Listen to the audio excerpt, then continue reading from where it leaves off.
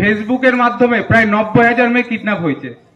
ফেসবুককে use করেই 90,000 মেয়েকে kidnap করা হয়েছে। তো যেসব মেয়ে বা ছেলেরা আছে তাদেরকে বলবো, বাইরে থেকে কোনো অজানা কেউ যদি ফ্রেন্ড রিকোয়েস্ট পাঠায়, কেউ কোনো রকম ভাবে সেটাকে একসেপ্ট করবে না।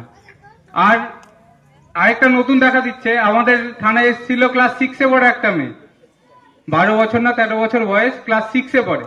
মেয়েটার মায়ের মোবাইলে ইনস্টাগ্রাম করে। ইনস্টাগ্রাম শুনেছেন, বাচ্চারা ছোটরা করে, বড়রা অনেকে শোনেনি, ইনস্টাগ্রাম করে। মেয়েটাকে একটা অ্যাকাউন্ট থেকে ফ্রেন্ড রিকোয়েস্ট এসছে, নাম বান্ধবীর নাম করে একটা রিকোয়েস্ট এসছে, বন্ধু এসছে। এবার সেটাকে কি করেছে, একসেপ্ট করেছে, যে আমার বান্ধবী তো আমাকে ফ্রেন্ড রিকোয়েস্ট পাঠিয়েছে, আমি এটা একসেপ্ট করি। দিয়ে বান্ধবীর সাথে কথা বলছে, দিয়ে কিছুক্ষণ পর ভিডিও কল করেছে। তো মেয়েটা ভিডিও কল ধরেছে, যে বান্ধবী আমাকে ভিডিও কল করছে, আমি ভিডিও কলটা ধরি। যখনই ভিডিও কলটা করেছে, আমি যদি ভিডিও কল ধরি, আমার এদিকে আমার মুখ, অন্যদিকে কার মুখ থাকবে, অন্যজনের মুখ। সেদিকে কি দেখা গেছে, একটা ছেলে উলঙ্গ অবস্থায় দাঁড়িয়ে আছে। সেটাকে কি করেছে, 10 সেকেন্ডের জন্য সেই স্ক্রিন রেকর্ড করে নিয়েছে, দিয়ে সেটাকে ফেসবুকে ছাড়ছে। দিয়ে মেয়ের মা বাবার কাছে দাবি করছে, এটা আমি আবার ছেড়ে দেবো, আরো ভাইরাল করব, যদি আমাকে 20,000 বা 30,000 টাকা না দেন। তো বাচ্চাদের হাতে বলে না যে মোবাইল দিতে হয় না, তো কিছু কারণের জন্য বলছি বাচ্চারা এগুলো বোঝে না। ক্লাস 6-এ পড়ে আমি কি বুঝবো, অতটা বোঝার ক্ষমতা নেই। যে 10 সেকেন্ডে যদি ভিডিও হয়ে যায়, মুখটা যদি এদিকে থাকে, অন্যদিকে যদি কোনো একটা বাজে ছবি থাকে, সেটাতে সবারই সম্মানহানি হয়, সে ছোট হোক বা বড়।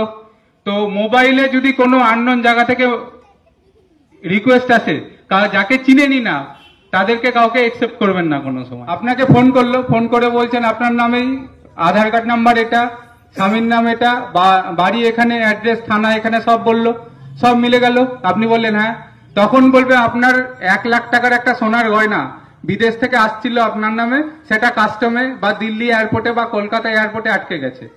তখন আপনি ভাববেন বা একটা সোনার গয়না পাওয়া যাবে, বা একটা 5 লাখ টাকার কোনো গিফট পাওয়া যাবে, খুশি হয়ে গেলেন। দিয়ে বললেন ঠিক আছে নিব, আমি কি করব? বলবে যে কাস্টমে আটকে গেছে, কাস্টমের টাকা চাইছে, 10,000 টাকা বা 15,000 বা 20,000 টাকা চাইছে। তো সেই টাকাটা আপনি আমাকে পাঠিয়ে দেন, ব্যাংক অ্যাকাউন্ট ডিটেলস দিল, পাঠিয়ে দিল। আপনি কি করলেন, একটা সোনার হার বা 2 লাখ টাকা বা 5 লাখ টাকার জন্য কি করলেন, 10,000 টাকা পাঠিয়ে দিলেন।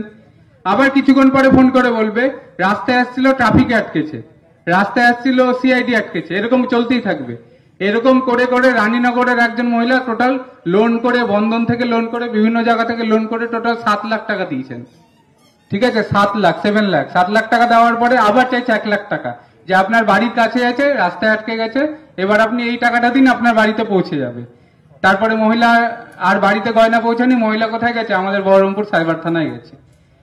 তো যখনই কোনো সাইবার প্রতারণা হবে, একটা নাম্বার অবশ্যই মনে রাখবেন, যেটা এখানে লেখা আছে দেখুন, 1930, 1930। কি নাম্বারটা বললাম, 1930। এই নাম্বারটা সকলে মনে রাখবেন, 1930।